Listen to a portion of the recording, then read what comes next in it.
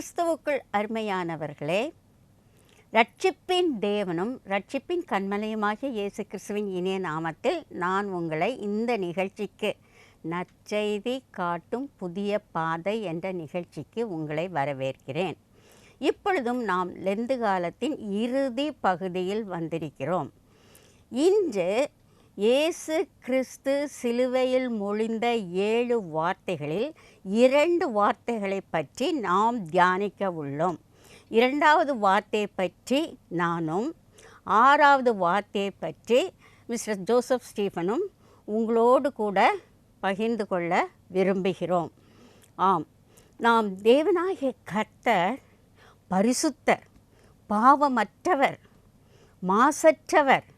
ஆம், நமக்காக, நம் பாவங்களுக்காக, நம் மீறுதல்களுக்காக, நம் அக்கிரமங்களுக்காக அவர் சிலுவையில் மாண்டார். அவர் சிருஷ்டிப்பின் கர்த்தர். அவர் சிருஷ்டியாகி உலகத்தின் பாவத்தை சுமந்து தீர்க்கும் தேவாட்டுக்குட்டியானார். ஆம், இயேசு கிறிஸ்து ஒருவரே நமக்காக இவ்வுலகத்தில் மரித்தார். இயேசு கிறிஸ்துவின் மரணம் ஒரு படுகொலை அல்ல, அது ஒரு இரத்தச்சாட்சியின் மரணமும் அல்ல, அது ஒரு மீட்பின் மரணம். நமக்கு மீட்பை கொடுக்க அவர் மரித்தார். அது ஒரு பலியின் மரணம், கிருபாதார பலியாக மரித்தார். அது ஒரு பதிலாக்குதலின் மரணம், சப்ஸ்டிடியூஷனரி டெத். நமக்கு பதிலாக அவர் மரித்தார். ஆம், நாம் இப்பொழுது கல்வாரி மலைக்கு செல்லலாம். அங்கு பார்த்தால் இயேசு கிறிஸ்துவின் பாடுகளையும் மரணத்தையும் நமக்கு ஆவிக்குரிய கண்களால் நாம் பார்க்கலாம். இயேசு கிறிஸ்து 6 மணி நேரம் சிலுவையில் தொங்கினார். அதில் 3 மணி நேரம் பூமி அந்தகாரப்பட்டது. அதற்கு ஒரு வேத வல்லுனர் கூறுகிறார், சூரியன், அதாவது நான் லிவிங் திங், அந்த சூரியன் தான் சிருஷ்டித்த இயேசு சிலுவையில் தொங்குவதை காண பொறுக்க மாட்டாமல் தன் கண்களை மூடிக்கொண்டதாம். ஒரு உயிரற்ற சூரியன் இவ்வாறு செய்யும் பொழுது இயேசு கிறிஸ்துவின் சாயலில் படைக்கப்பட்ட நாம் சிலுவை காட்சி பார்க்கும் பொழுது என்ன செய்ய வேண்டும்? அதைத்தான் நாம் சிந்திக்கக்கூடியவர்களாக இருக்கிறோம். இப்பொழுதும் 2வது வசனத்தை நாம் லூக்கா 23 நாம் பார்க்கலாம். லூக்காவில் இது கொடுக்கப்பட்டிருக்கிறது. இது ஒரு மீட்பின் வசனம். இயேசு கிறிஸ்து கல்வனை பார்த்து கூறுகிறார், இன்றைக்கு நீ என்னுடனே கூட பரதேசியில் இருப்பாய் என்று மிக அழுத்தம் திருத்தமாக கூறுகிறார். இப்பொழுது 3 சிலுவைகளை நாம் பார்க்கலாம். அதாவது முதல் சிலுவை கிராஸ் ஆஃப் ரிபெலியன், வெறுப்பின் சிலுவை. 2வது கிராஸ் ஆஃப் ரிடம்ஷன், மீட்பின் சிலுவை. 3வது கிராஸ் ஆஃப் ரிப்பன்டன்ஸ், மனம் திருந்திய கல்வனின் சிலுவை. இந்த 3 சிலுவைகளில் இயேசு கிறிஸ்து மீட்பின் சின்னமாக இருந்தார். இதில் நாம் இந்த மனம் திருந்திய கல்வனின் குணாதிசயங்களையும் இயேசு கிறிஸ்துவின் குணாதிசயங்களையும் காணலாம். மனம் திருந்திய கல்வன் முதலாவதாக இயேசு கிறிஸ்துவை நிந்தித்தான் என்று மத்தேயு 27வது அதிகாரத்தில் வாசிக்கிறோம். ஆனால் அவன் மனம் திருந்தினான், பாவத்தை அறிக்கையிட்டான், பாவ மன்னிப்பை பெற்றான், பரலோகம் சென்றான். அவனுக்கு சில நற்பண்புகள் இருந்தது. ஆம், அவனுக்கு தேவனுக்கு பயப்படுகிற பயம் இருந்தது. அதைத்தான் மற்ற கல்வனிடம் அவன் கூறுகிறான், உனக்கு தேவனுக்கு பயப்படும் பயம் இல்லையா என்று கூறுகிறான். 2வதாக அவனுடைய நற்பண்பு, தான் ஒரு பாவி என்று ஏற்றுக்கொள்கிறான். அதை அவன் மனம் திறந்து கூறுகிறான். ஆம், நாம் நியாயப்பிரமாணத்தின்படி தண்டிக்கப்படுகிறோம் என்று கூறுகிறான். அடுத்ததாக இயேசு கிறிஸ்து ஒரு பாவமற்றவர் என்று கூறுகிறான். அவர் தகாததொன்றும் நடப்பிக்கவில்லையே என்று கூறுகிறான். அவன் ஒரு பைபிள் ஸ்காலராக இருந்தான். இயேசு கிறிஸ்துவின் 2வது வருகை பற்றி கூறுகிறான். பாருங்கள், அவன் என்ன கூறுகிறான்? நீர் திரும்பவும் வரும்பொழுது என்னை நினைத்தருளும் என்று கூறுகிறான். எனவே இயேசு கிறிஸ்துவின் உபதேசத்தை கேட்ட ஒரு பைபிள் ஸ்காலராக இருக்கிறான். இயேசுவிடம் விண்ணப்பத்தை கேட்டான். இந்த நற்பண்புகள் நமக்கு இருக்க வேண்டும். இயேசு கிறிஸ்துவின் குணாதிசயங்களை பார்க்கலாம். அவர் ஒரு மீட்பின் கர்த்தராக இருந்தார், பாவிகளின் நண்பனாக இருந்தார், பரலோகத்தின் வாசலாக இருந்தார், விண்ணப்பத்தை கேட்பவராக இருந்தார், நம்மை நினைப்பவராக இருக்கிறார். ஆம், அவர் மீட்புக்காக தன்னையே பலியாக கொடுத்தவர். அந்த கள்வனின் மீட்புக்காக இந்த இரண்டாவது வார்த்தையை கூறினார். இயேசு கிறிஸ்து பாவிகளின் சிநேகிதர். அவர் உலகத்தில் இருந்த காலகட்டத்தில் பாவிகளோடு பேசினார், பாவிகளோடு பழகினார், பாவிகளின் வீட்டுக்கு சென்றார், அவர்களோடு சாப்பிட்டார், அவர்களை தன் பக்கம் இழுத்து கொண்டார். கடைசியாக அவருடைய நண்பன் தான் அந்த கள்வன். இதைத்தான் இயேசு நம்மிடத்தில் விரும்புகிறார். நம்மை சுற்றிலும் அதிக சரீரத்தால் ஒடுக்கப்பட்டவர்கள், மனதளவில் ஒடுக்கப்பட்டவர்கள், சமுதாயத்தால் ஒடுக்கப்பட்டவர்கள், ஆவிக்குரிய விஷயத்தில் ஒடுக்கப்பட்டவர்கள் இருக்கிறார்கள். அவர்களிடத்தில் அன்பு கூற வேண்டும் என்ற அந்த சத்தியத்தை அவர் கூறுகிறார். ஆம், கூன் குருடு இவர்களிடம் நாம் அன்பு கூற வேண்டும். அவர்களுக்காக அவர்கள் தேவைகளை பூர்த்தி செய்ய வேண்டும். சமுதாயத்தின் விளிம்பில் அநேகர் இருக்கிறார்கள். அதைத்தான் அவுட்காஸ்ட் என்று கூறுகிறோம். உதாரணமாக நரிக்குறவர்கள், பிச்சைக்காரர்கள், தொழுநோய்க்காரர்கள். நான் டீமின் படிக்கும் பொழுது எனக்கு மென்டாராக இருந்தவர் ஒரு அமெரிக்கன், மிஸ்டர் ஸ்டீவ் ஹெம்ப் என்பவர். அவர் ஒரு நிகழ்ச்சியை கூறி எங்களிடம் ஒரு கொஸ்டின் கேட்டார். அதாவது, இந்தியாவில் அநேக தொழுநோய்கள் இருக்கிறார்கள். நீங்கள் ரோடில் சென்று கொண்டிருக்கிறீர்கள், எதிரே ஒரு தொழுநோய் வருகிறான், மிகவும் அழுகிய கைகள், அழுகிய கால்கள் உடையவனாக வருகிறான். இயேசு உங்களிடம் என்ன எதிர்பார்க்கிறார்?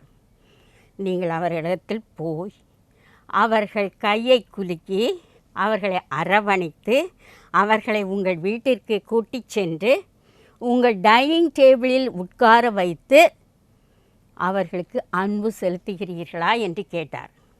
யாவரும் மௌனம் சாதித்தோம். ஆம், நாம் அப்படி செய்வதில்லையே. ஆனால் இயேசு கிறிஸ்து சாகும் தருவாயிலுள்ள கள்வனிடம் எவ்வாறு அன்பு கூறினாரோ அதே போல நாமும் அன்பு கூற வேண்டும். இயேசு கிறிஸ்துவின் குணாதிசயங்களை நீங்கள் பார்த்தால் அவர் மீட்பின் தேவனாக இருந்தார் என்று பார்த்தோம். பாவிகளின் சிநேகிதனாக இருந்தார். ஆம், அவர் பரலோகத்தின் வாசலாக இருக்கிறார். அந்த கள்வனுக்கு பரலோகத்தின் வாசலில் நின்று அவனை அப்படியே இந்த பரலோகத்தில் அழைக்கும் ஒரு மாமன்னராக இருக்கிறார். ஏனென்றால் அந்த கள்வன் இயேசு கிறிஸ்துவை ஆண்டவரே என்று கூறி ஏற்றுக்கொண்டான். ஆண்டவர் என்றால் எஜமான். ராஜாவாக ஏற்றுக்கொண்டான்.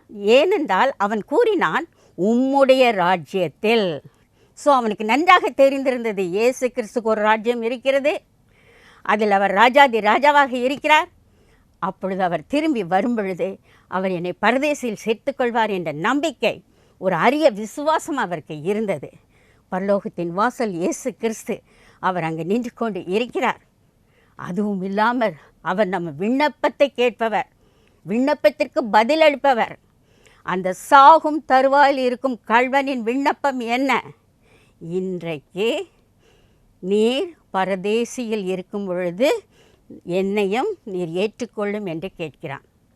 அதைத்தான் இயேசு கிறிஸ்து செய்தார். ஆம், நம்முடைய விண்ணப்பத்தை கேட்பவர் இயேசு கிறிஸ்து. அவர் என்ன சொல்லுகிறார் என்றால், வருத்தப்பட்டு பாரம் சுமக்கிறவர்களை என்னிடத்தில் வாருங்கள், நான் உங்களுக்கு இளைப்பாறுதல் தருவேன் என்று கூறுகிறார். ஆம், நான் என் கர்த்தரை நோக்கி கூப்பிட்டேன், அவரை நோக்கி அபயமிட்டேன், என்னுடைய சத்தம் அவருடைய செவியில் ஏறிற்று என்று சங்கீதத்தில் வாசிக்கிறோம். நம் இக்கட்டு நேரத்தில் அந்த கள்வனைப் போல இயேசு கிறிஸ்துவை நோக்கி அபயமிடும் பொழுது அவர் நிச்சயமாக நம் விண்ணப்பத்தின் சத்தத்தை கேட்பவராக இருக்கின்றார். அவர் நம்மை நினைத்தருளுவார். எப்படி அந்த திருடனை நினைத்தருளினாரோ அதே போல நம்மையும் எக்காலத்திலும் எந்த நேரத்திலும் நினைத்தருளுவார். ஆம், நாம் துன்ப காலத்தில் அவரை நோக்கி கூப்பிடும் பொழுது அவர் நினைத்தருளுவார். நோவா, ஆபிரகாம், அன்னாள், எப்ராமே நினைத்தருளிய தேவன் நம்மை நினைத்தருளுவார். நாம் என்ன செய்ய வேண்டும்? நாம் சிலுவையில் தொங்கிய இயேசுவை நோக்கி பார்க்க வேண்டும். சிலுவையை எடுத்துக்கொண்டு அவர் பின்னாக செல்ல வேண்டும். நாம் சிலுவையில் அறையப்பட்டிருக்க வேண்டும். நாம் சிலுவையை மேன்மையாக எண்ண வேண்டும். நாம் சிலுவையில் அறையப்பட்ட இயேசு கிறிஸ்துவை பிரசங்கிக்க வேண்டும். இதைத்தான் தேவன் நம்மிடத்தில் விரும்புகிறார். விவேகானந்தர் என்ற ஒரு துறவி இருந்தார். அவர் சொல்வதை கேளுங்கள். உங்களுக்கு முக்தி வேண்டுமென்றால் இயேசுவை கடவுளாக ஏற்றுக்கொள்ளுங்கள். ஆம், அவர் கூறுகிறார், நான் பலஸ்தீனா நாட்டில் வாழ்ந்திருந்தால், இயேசு கிறிஸ்து காலகட்டத்தில் வாழ்ந்திருந்தால், அவருடைய கால்களை என்னுடைய கண்ணீரினால் கழுவ மாட்டேன், அவருடைய கால்களை என்னுடைய இரத்தத்தினால் கழுவுவேன் என்று சொல்லி ஒரு சாட்சியாக அதை கூறியிருக்கிறார். எனவே இந்த இரண்டாவது வசனம் நமக்கு பல சத்தியங்களை எடுத்து காட்டுகிறது. நாம் மற்றவர்களுக்கு அன்பு கூற வேண்டும். விளிம்பில் இருப்பவர்களுக்கு அன்பு கூற வேண்டும். இயேசு கிறிஸ்துவிடம் நாம் நம்முடைய விண்ணப்பத்தை ஏறெடுக்க வேண்டும். அவர் நம்மை மறக்க மாட்டார். கர்த்தர் இந்த வசனங்களை ஆசீர்வதிப்பாராக.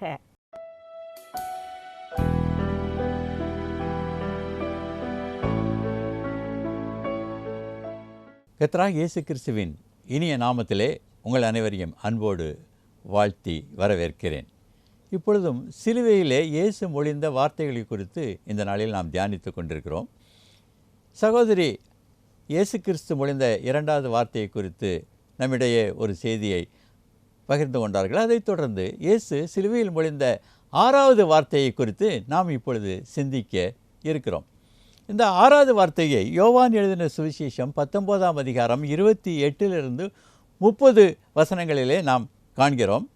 அந்த வசனம் இவ்வாறு கூறுகிறது: எல்லாம் முடிந்தது என்று அறிந்து முடிந்தது என்று சொன்னார்.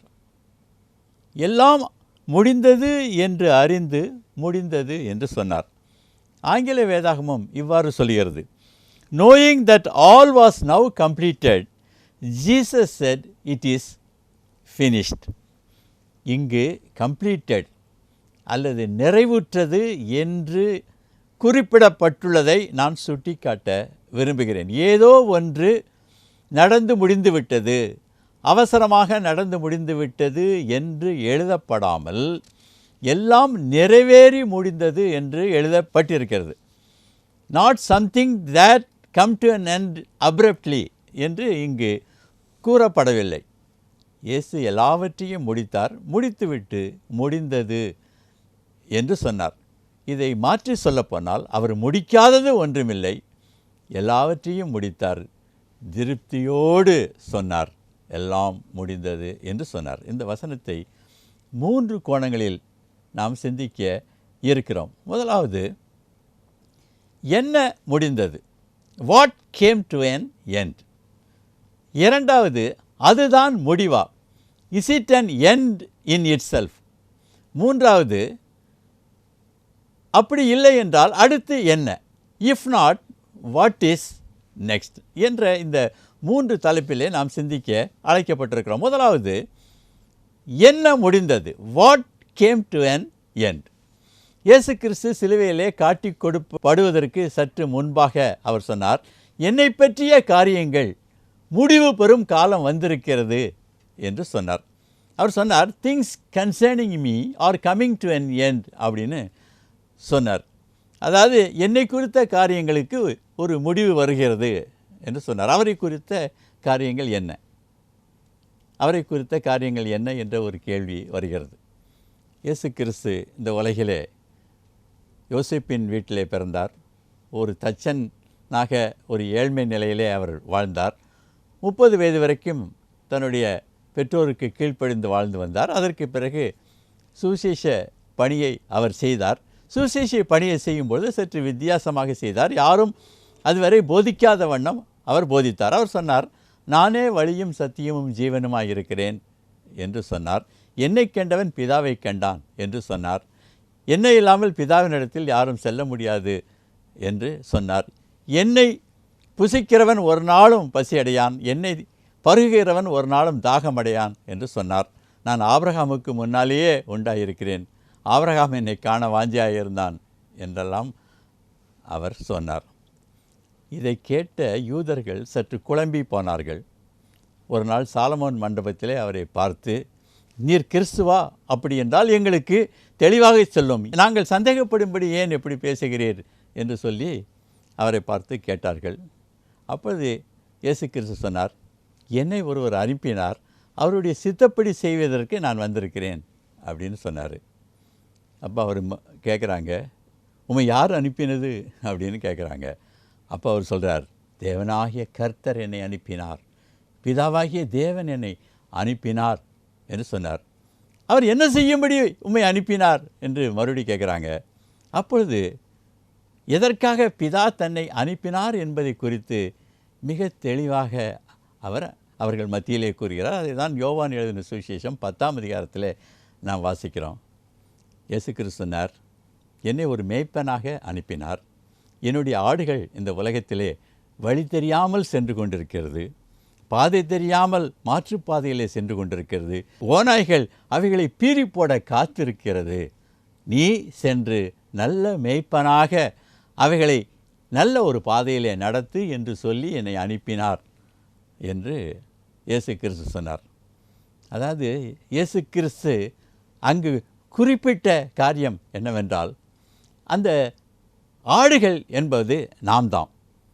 தேவன் இவரை அனுப்பியது அவருடைய சிருஷ்டிகளாகிய நம்மை வழி நடத்துவதற்காகத்தான். நாம் பாவத்தின் பிடியிலே சிக்குண்டு பாவத்தின் அடிமைத்தனத்திலே நாம் தவறான வழியிலே சென்று கொண்டிருந்தோம். நித்திய ஜீவனை பெறுவதற்கான மார்க்கத்திலே செல்லாமல் வேறு வழியிலே சென்று கொண்டிருந்தோம்.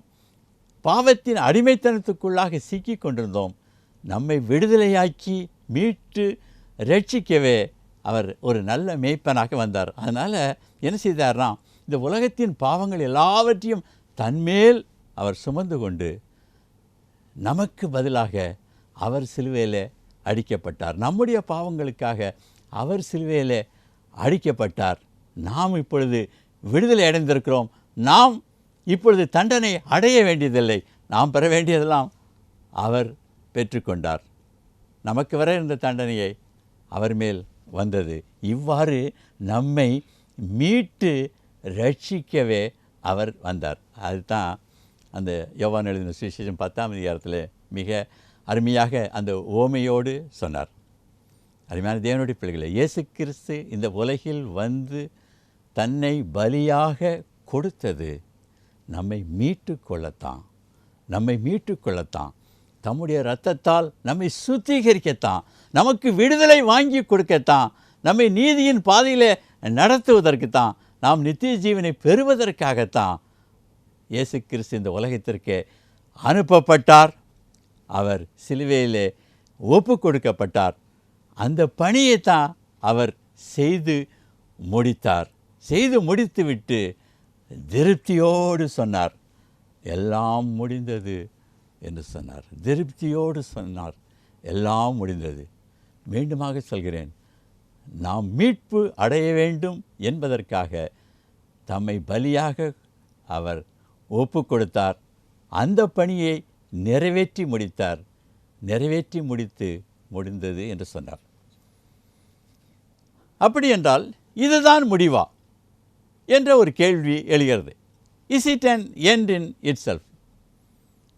அருமையான தேவனுடைய பிள்ளைகளை, இன்று நாம் நினைக்கிறோம் ஒரு மரணத்தோடு எல்லா காரியங்களும் முடிந்து விடுகிறது என்று நினைக்கிறோம். ஆனால் இயேசு கிறிஸ்துவின் மரணத்திலே எல்லாம் ஒரு முடிவுக்கு வரவில்லை. ஏனென்றால் அது தொடர்ச்சியான அநேக காரியங்களை செய்ய வேண்டிய ஒரு சூழ்நிலையில் நாம் வந்திருக்கிறோம். அதாவது it is not an end in itself, end is the beginning of something new. அதாவது இந்த முடிவு ஒரு முடிவான ஒரு காரியம் அல்ல, அதை தொடர்ந்து செய்ய வேண்டிய அநேக காரியங்கள் இருக்கிறது. இப்போ இயேசு கிறிஸ்துவனுடைய சிலுவை மரணம் பிதாவாகிய தேவன் வைத்த திட்டத்தின் ஒரு பகுதி. மனுக்குலம் ரட்சிக்கப்படுவதற்காக பிதாவானவர் ஏற்படுத்தின இந்த சிலுவையின் மரணம் இந்த ரட்சிப்பின் திட்டத்தின் ஒரு பகுதி இப்பொழுது முடிந்திருக்கிறது. இந்த பலன்கள் மக்களை சென்று அடைய வேண்டும். தொடர்ச்சியாக இதனுடைய காரியங்கள் நிறைவேற வேண்டும். அதனால தான் பிரிட்டிஷ் ராஜ்யத்தில் சொல்லுவாங்க, ஒரு அரசன் இறந்து விட்டால் அரசன் வாழ்க என்று சொல்வார்கள். when the king is dead, long live the king என்று சொல்வார்கள். அப்படின்னா என்ன அர்த்தம்? அரசன் மரித்து விட்டாலும் அந்த ராஜ்யபாரம் தொடர வேண்டும் என்ற அர்த்தத்தில் சொல்வார்கள். அதுபோல் இயேசு கிறிஸ்து சிலுவையிலே ஒரு மீட்பை நமக்கு சம்பாதித்து வைத்து விட்டார். எனவே அந்த மீட்பின் பலன்கள் மக்களை சென்று அடைய வேண்டும். அதனால் இது ஒரு நிரந்தரமான முடிவு அல்ல. இது ஒரு நிரந்தரமான முடிவு அல்ல. தொடர வேண்டிய காரியங்கள் ஏராளமாக இருக்கிறது. அப்படி என்றால் இன்னொரு கேள்வி எழுகிறது. அப்படி என்றால் அடுத்து என்ன? If so what is next என்ற கேள்வி எழுகிறது. இயேசு கிறிஸ்து சிலுவையிலே மரித்தார், நமக்காக பாடுகளை அனுபவித்தார். நாம் செய்த குற்றங்களுக்காக அவருக்கு அந்த தண்டனை வழங்கப்பட்டது. அவர் எல்லாருடைய பாவங்களையும் சுமந்து நமக்கு ஒரு மீட்பை அவர் சம்பாதித்து வைத்தார். இப்பொழுது நாம் பலி செலுத்த வேண்டியதில்லை, நாம் நிவாரணத்தை தேடி செல்ல வேண்டியதில்லை, நாம் பரிகாரம் செய்ய வேண்டிய அவசியம் இல்லை. இந்த சூழ்நிலையில் 2 காரியங்களை நாம் செய்ய அழைக்கப்பட்டிருக்கிறோம். முதலாவது, இயேசு நமக்காக மரித்தார். நாம் நம்முடைய தனிப்பட்ட வாழ்விலே அவரை ஏற்றுக்கொள்ள வேண்டும். இந்த ரட்சிப்பை இலவசமாக அவர் சம்பாதித்து வைத்த இந்த ரட்சிப்பை நாம் சுதந்திரித்து கொள்ள வேண்டும். அப்படி செய்யலைன்னா அதனால் எந்த ஒரு பிரயோஜனமும் இல்லை.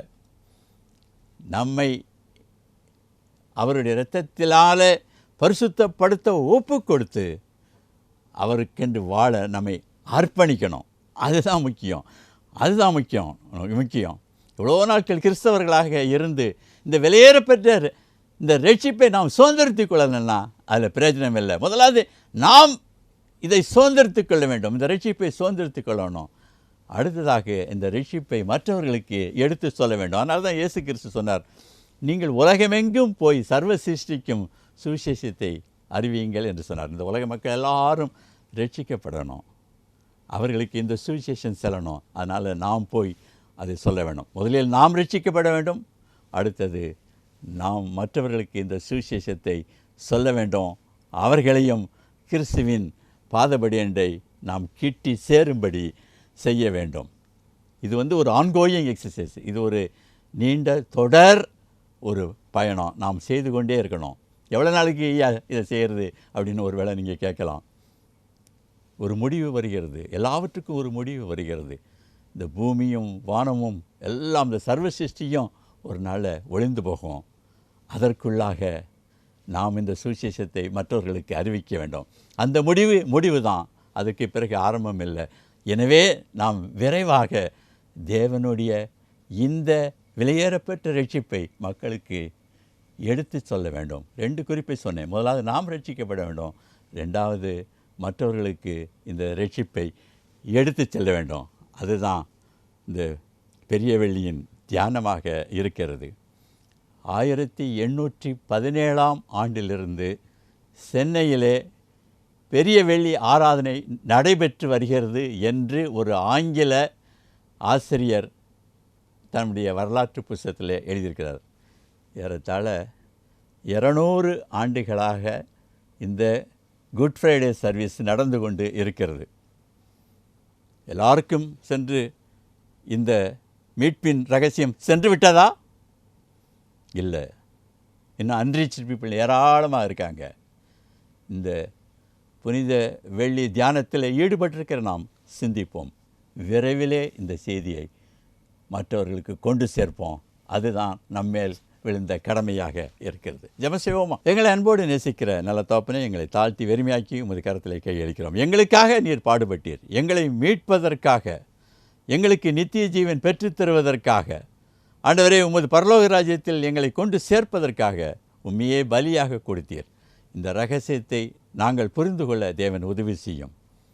இது எங்களுக்காக கொடுக்கப்பட்ட ஈவு என்பதை நாங்கள் புரிந்து கொண்டு ஆண்டவரே, இந்த ரட்சிப்பை சுதந்திரித்து நாங்கள் ஏற்றுக்கொண்டு மற்றவர்களுக்கும் இதை எடுத்து செல்ல தேவன் கிருபை செய்ய வேண்டும் என்று கெஞ்சுகிறோம். சாமி, உமக்கு கொடுத்த பணியை சிறப்பாக செய்து முடித்தீர், திருப்தியோடு முடிந்தது என்று சொன்னீர்.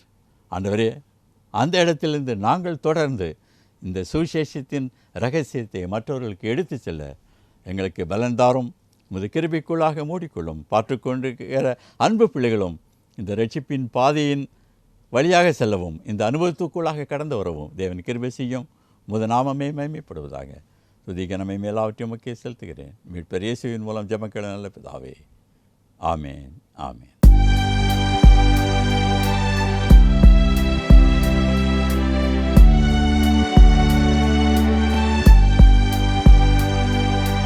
When I survey the wondrous cross on which the Prince of Glory died, my richest gain I count but loss, and pour contempt on all my pride.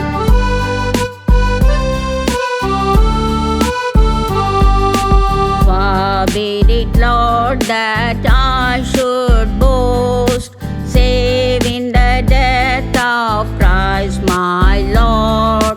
All the vain things that charm me most, I sacrifice them to His blood.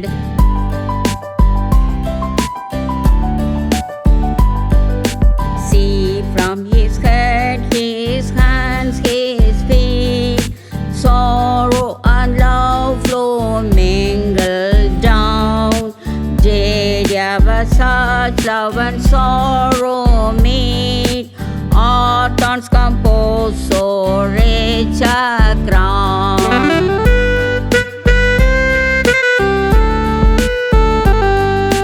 Where the whole realm of nature mine, that were an offering for too small. Love so amazing, so divine, demands my soul, my life, my